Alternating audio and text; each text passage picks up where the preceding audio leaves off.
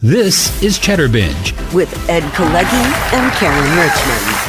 Welcome back to Chatterbinge in Hollywood. I'm Ed Kalegi. And I am Caryn Richman. We are coming to you from the Broadwater Theater in Hollywood, and we are joined by our wonderful studio audience here this afternoon as well.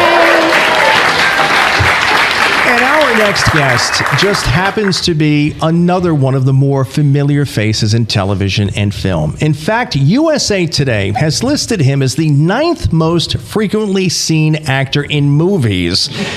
Perhaps best known for film roles as insurance agent Ned Ryerson in Groundhog Day, he can be seen now in the role of Melvin Reinhold in the upcoming film Mimics. It is great to say hello to Stephen Tobolowsky. Stephen, welcome to Chatterbinge. Thank you. So nice to be here. This is a very interesting film. Mimics is the story of a down-on-his-luck impressionist who makes a pact with a wicked, strings-attached puppet. I'll never think of puppets the same way again. So, Stephen, if you would, help us sort of set the soundstage a bit. Tell us about Mimics and your character of Melvin Reinhold. Yeah, how did you think about puppets before? That's something for me and my analyst and no one else. It gets me through the day. There you go. Yeah, it's kind of like a Twilight Zone kind of show, a science fiction kind of show, and it came about, I guess, because Christopher Powala, who's the star of the show, who ended up directing the movie, and is somebody that I've worked with before, he happens to be amazingly brilliant at doing voice and impersonations. I had no idea. Really? I had no idea. I mean, he could do Clint Eastwood, he could do Bruce Springsteen, he could do Grandpappy Amos, he could do anything. And apparently, he had friends that he grew up with in Reno, Nevada, and they all had this dream. And I guess now we're all a part of the dream. Because the dream was, someday we're going to make a movie together. And they made this kind of pact in first grade. Wow. First grade. I have Mark Oakley in first grade, and Chris said, you know, we're going to make a movie together. Mark was one of the people who worked on the film. It's like a Twilight Zone, except I can't remember who said this. I thought maybe it was Chekhov, or maybe before it was Stanislavski. But they said to do something important, to do something that's seen by an audience, you have to do something that's real. Do something real. Don't act, do something real. And Christopher's impersonations are amazing. And when you see it on film, that he's actually doing it in front of you, as an audience, the first time I saw it, I had no idea he could do it at all. But he's one of the greatest impersonators I've ever seen. And so the idea of the film is, it's not that his talent is a gift from the devil, but he wants success. Now, he makes a sort of bargain with this puppet. He becomes, I guess, embroiled with as a satanic kind of figure, and it becomes a Twilight Zone from that point on, about him becoming one of the most famous performers in the world with his puppet, his ventriloquist puppet, as really Satan. And of course, you're able to see Chris do all these amazing impersonations. I play his father, and I get to die in the... Maybe I shouldn't spell that. But I have to say, it was a very long death. It was one of the longest. I've died a few times in shows, but this death went on for about 3 days. Wow. Yeah, it was a long. The shoot was about 3 weeks, but 3 of those days I was I was dying. And one thing I found out about dying is it becomes old really fast. There aren't many interpretations of dying, is there? But we shot it in Reno. It was an amazing experience. Now, Christopher and I, we had done, I guess, 2 or 3 Hallmark movies together before. And when you do a Hallmark movie, you basically have 2.5 weeks to do an entire movie. 2.5 weeks to do an entire movie. When I did Groundhog Day, We shot that film, I guess, over 3 months, something like that. 3.5 months, something like that. And did every day on the shoot seem like every other day on the shoot? Every day. Now, here's an interesting question.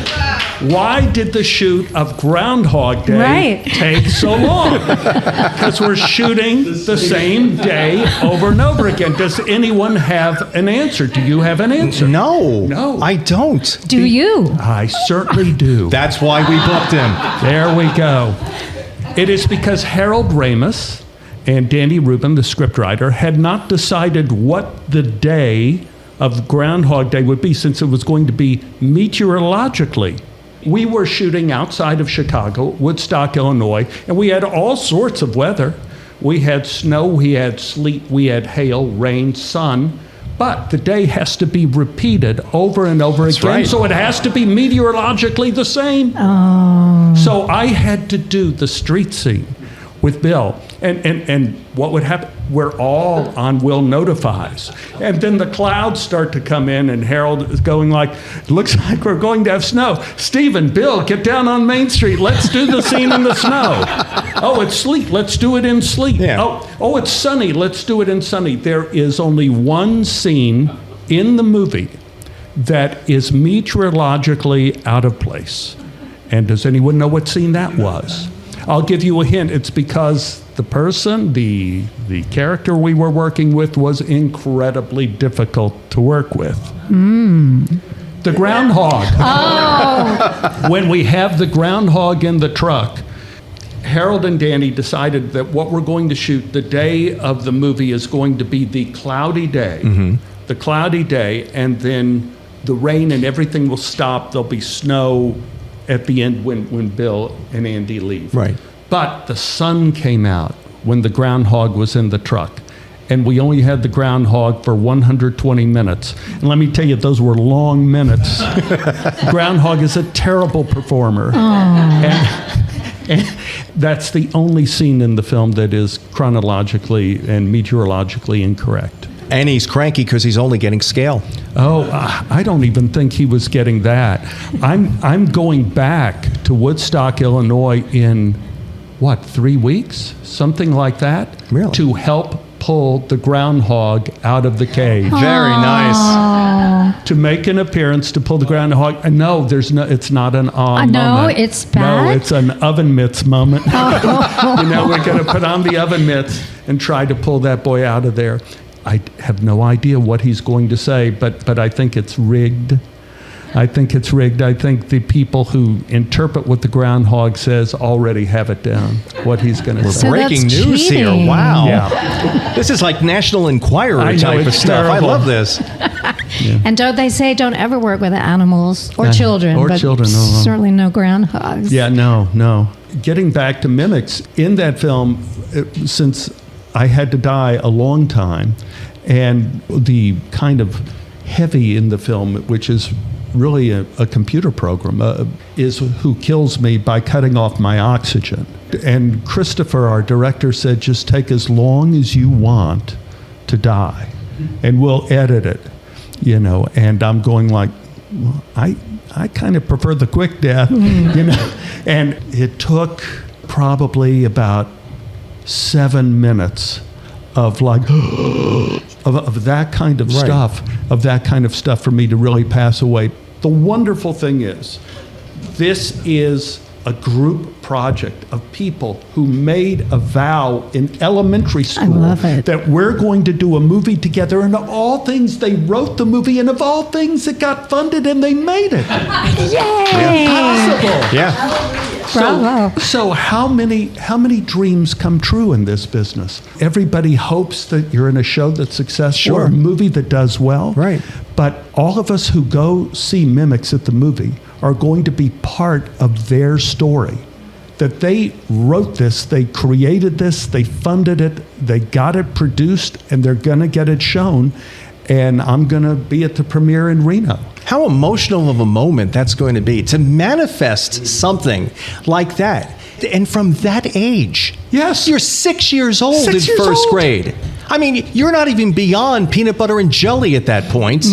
But to do that And then to keep that commitment and that memory in your heart, and to think how strong that was, that visceral bond that was created, and now to see that on the screen. And for you, you've been in so many different projects, but that must stretch you, not only as an actor, but as a human, to be a part of that. I don't think I've ever been a part of anything like this before. Yeah. I've been in movies that mattered a lot and movies that didn't matter a lot, but Right. this is one that's part of their dream, Yeah. their life dream, the thing that made them go forward and want to be successful in life. That's beautiful. And it's amazing Yeah. that it actually got done. And your passion about it is selling it like nobody's business. Well- I so want to run and see this movie. Well, I think I tell you, it is worth the ticket just to see Christopher doing those impressions. And just to clarify, so you're doing your scenes with this puppet. Yeah, I do the scenes with the puppet, but I couldn't even look at the thing. I didn't really want to deal with the puppet. I mainly just deal with Christopher, and then I deal with the thing that's killing me, which is on the internet. Gotcha. I deal with the internet, which always kills me. And you didn't even want to look at the puppet. See, you're deepening my own personal puppet issues here now. Yeah, the, really. The puppet's one of the creepiest puppets you'll ever see. Yeah. One of the roles that you have performed that has stayed with me for years is the role of Townley in Mississippi Burning, which is not just a great film, but a very important film for when it came out, what it dealt with the murder of civil rights workers down south. When you were involved in a project that has such societal importance and makes a statement as that movie did and still does when you watch it, because it remains incredibly contemporary for a lot of different reasons, how does that affect you as a performer and your humanity to lend your talents to something such as that? It was a huge jump in a lot of different ways. A lot of times as an actor, you do something, a role that means something to you in an emotional or spiritual way. Sometimes you're lucky if it's personal. In this case, it was personal and almost tragic. I was in a long relationship before I did Mississippi Burning for many, many years with a girl named Beth who lived in Jackson, Mississippi. She ended up being a playwright. And, she was someone who couldn't get an audition doing anything as an actress. And so we went to the University of Illinois after SMU, and she started writing this play. And she had a pile of paper about 6 inches high and kept writing. And I said, baby, can I read that? At some point, because I thought maybe she was losing her mind. And I said, what's the name of it? And she says, it's called Old Granddaddy's Dying. And I go, well, that's not really the kind of a title that's going to bring him in, but let me read. So I started reading it. It turned out to be one of the greatest plays I ever read. And I was going, baby, you can't call it Old Granddaddy's Dying. You got to change it. Maybe something like, since the youngest sister in this family group shoots her husband because she doesn't like the way he looks, that would be called a crime of passion. Why don't you call it crimes of passion? So we changed it to that. We were going to do Crimes of Passion as an equity waiver play here. And one of the people in our troupe actually had an agent. And she gave Crimes of Passion to her agent, who never read it, but he gave it to a friend of his who came in from New York. He read it on the plane, and we get a call from Kennedy Airport from Gilbert Parker, who's the head of literature at William Morris Agency, and said, can I talk to Beth Henley, please, about her play, Crimes of Passion? And so I go, Beth, phone for you? So he says, well, William Morris, we would like to handle this. We think this play will be on Broadway. We think we could get a movie of this play, but you can't call it Crimes of Passion because there's already something called Crimes of Passion. And so Beth looked at me and said, what should we call it? I said, well, just call it Crimes of the Heart. That's kind of the same as Crimes of Passion. So that wins the Pulitzer Prize. Crimes of the Heart ended up winning the Pulitzer Prize. The play was running on Broadway. Now, what the hell does this have to do with Mississippi Burning? Because directors all over wanted to be the director that directed Crimes of the Heart. And one of them was Alan Parker, who was directing Mississippi Burning. I remember I was called in. At this point, Beth and I had been broken up for a couple years or something like that. I go into Alan's office for my first audition, and I was just so down still in my life and everything. And so I just got the script. I go, I love Mississippi.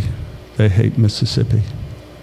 They want to think that Mississippi is, and I just talked like this, and I get a call back. So I come back, and I'm still really depressed. I'm looking out at the golf course outside. Alan's filming it. I love Mississippi. They hate Mississippi. They make fun of who we are in Mississippi. The speech, nothing. I get a third call back. Now I'm nervous because real actors are in there auditioning against me, Gary Sinise and other people like that.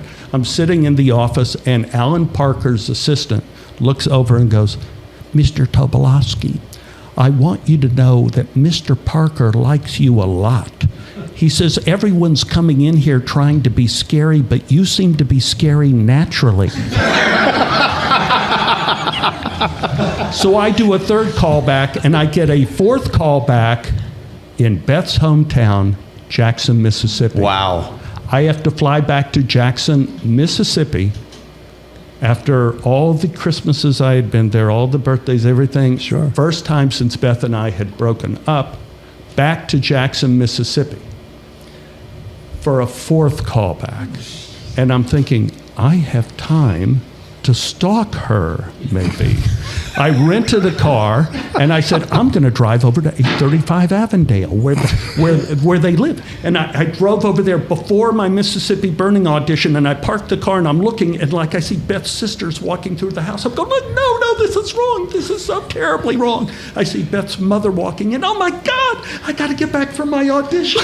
And so I stopped. I drove the car back, not knowing where Beth was, not knowing. I parked the car, go to the little hotel room. Alan Parker's there. He goes, please sit in the chair there with the light. So I sat there with the chair with the light. He says, so I had dinner with your ex last night. Why did you two break up? Oh. And I said, Alan, because we had a big disagreement as to what constituted a joke. And he goes, very good, let's do the scene. So we did the scene. I'm walking back to my hotel room. The phone is already ringing. It's my agent in LA. You have the part. Wow. I have the part. Alan then comes to me and says, I'd like to change your contract. He says, you were scheduled to be here to do this for 2 weeks, but with the weather in Mississippi, I don't know, and I hear you're interested in filmmaking. Maybe you'd like to follow me around and see me do what I do. I go, well, sure, Alan, that sounds good. He says, so I'm just putting you on a run-of-the-picture deal, so you'll be here for the next 2.5 months. Is that good? Wow. And I go, sure, Alan, that's great. Just thinking like, well, this is fun. So, I call my wife Annie, and I'm going like, baby, I think I'm going to be in Mississippi here a little longer. I learned so much. Alan took me to every phase of filmmaking, to the costume shop, to the set shop, to every shop. And then he would say, Stephen, how would you direct your scene? And I go, let's see, I would do this. Wrong, that's terrible idea. No, I'm going to start with a long shot. Then I'm going to move into a close-up. Then I'm going to go, okay. So I finish Mississippi Burning, and I end up getting the casting director. Mississippi Burning was Howard Fuhrer, and he was the casting director of Groundhog Day. Wow. So Harold Ramis was looking around, having trouble casting Ned for Groundhog Day, but Howard Fuhrer said, why don't you look at Stephen Tobolowsky? So I'm doing another movie in Paris, California, not to be confused with the real Paris. It was the gang capital, actually, of California. And I drive the 2 hours and 40 minutes back to LA to audition with Harold Ramis. And I said, how do you want me to be Ned? He says, just do whatever you want to do. So I just attacked him. It was terrible what I did to Harold. I got down. I started shining his shoes. I started zipping and unzipping his pants. I unbuckled his pants, started pulling down. Go stop. I started doing this stuff. He said, well, stop it. Just stop it. Okay. Okay. You're the most irritating person I ever met. It's great. So I drove back to Paris, and I get a call from my agent. You got the part. I don't know what you did to Harold Ramis, but you got the part. And so that all came from the Mississippi burning thing to Howard Fuhr to Harold Ramis, and that's how I was lucky enough to get Ned. There is always a next in everyone's journey, and it's amazing when you think back and you follow the strand of DNA of our lives and our careers and the unexpected twists and turns that make that DNA so unique for everyone's path. Point A to point B can be the most interesting of journeys because of what happens in those little milliseconds in between. You are an absolutely fabulous guest. I would love to have you back on. There are so many things we can talk about with you. My puppet issues, everything else that you've done. Stephen Tobolowsky, make sure you see him in Mimics. Thank you so much for joining us here on Chatterbinge. Stay with us, more to come. I'm Ed Kalegi. And I'm Caryn Richman. And this is Chatterbinge. One part smart, one part fun, all parts entertaining. It's what we call Chatterbinge. Chatterbinge. And don't forget to hit that subscribe button so you can always catch our best guest conversations and segments right here on the YouTube home of Chatterbinge.